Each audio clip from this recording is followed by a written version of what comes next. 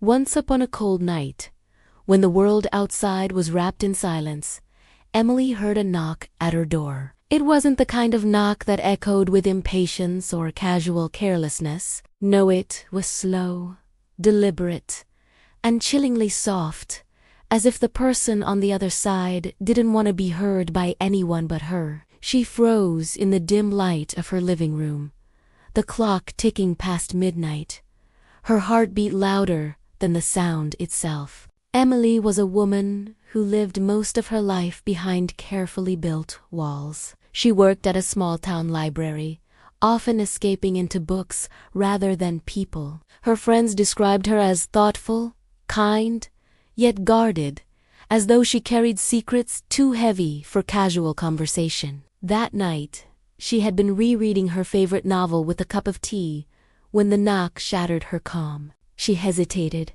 her hand hovering above the doorknob. No one visited her at midnight. The neighborhood was quiet, safe enough, but still something about the timing gnawed at her nerves. She whispered to herself, "It's probably nothing. Maybe someone needs help." Taking a breath, she turned the lock and opened the door a fraction. What she saw was not what she expected. A man stood there, soaked in rain, his eyes dark and restless. His face was pale, drawn tight, as though he hadn't slept in days.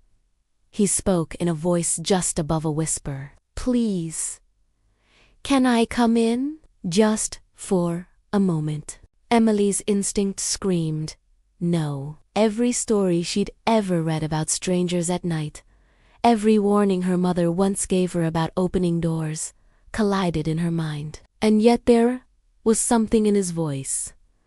Desperation, fear, a kind of trembling sincerity that made her hesitate. She clutched the door tighter, ready to shut it, but instead she asked, "Who are you?" The man shook his head slowly. "It doesn't matter who I am. You're the only one who can help me."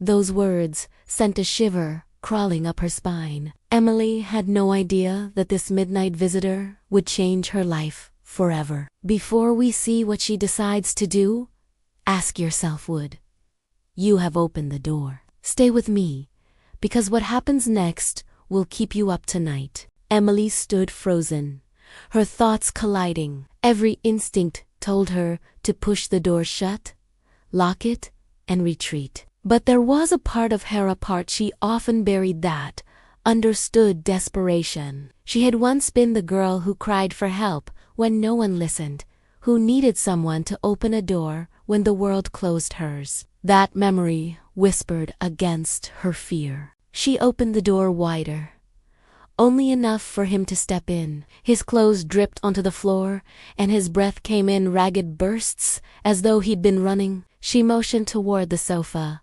keeping distance between them.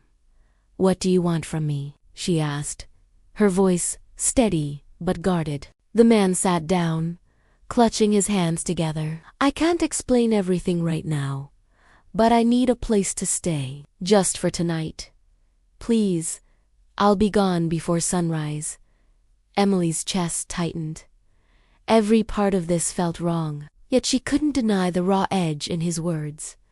Something was haunting him, something bigger than both of them. Her eyes flicked to the window. The street was empty, washed in moonlight and rain. Whoever he was, he had come here deliberately to her. That realization unsettled her even more. "I don't even know your name," she said. He lifted his head slowly. His eyes were hollow, tired, but piercing in a way that unsettled her. "My name doesn't matter, but if you don't let me stay, someone will die tonight." The words landed like a blade in the silence. Emily's breath caught in her throat. She wanted to demand answers, to call the police, to throw him out. But something in her gut told her if she pushed him away, the story wouldn't end there. Whatever storm he carried with him would find her again. And so, against her better judgment, Emily whispered the words that would entangle her in a night of fear and revelation. "You can stay. The man leaned back, closing his eyes, as though he'd just escaped death itself. But Emily knew this was only the beginning, because now, inside her small and quiet home, a stranger carried secrets that would unravel everything she thought she knew. And the clock on her wall ticked deeper into the night. Please like, share, subscribe, and comments below.